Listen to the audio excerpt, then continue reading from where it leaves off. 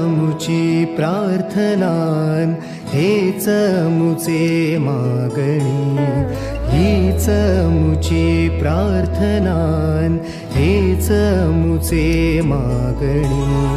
माणसाने माणसाशी माणसा सम वागणे,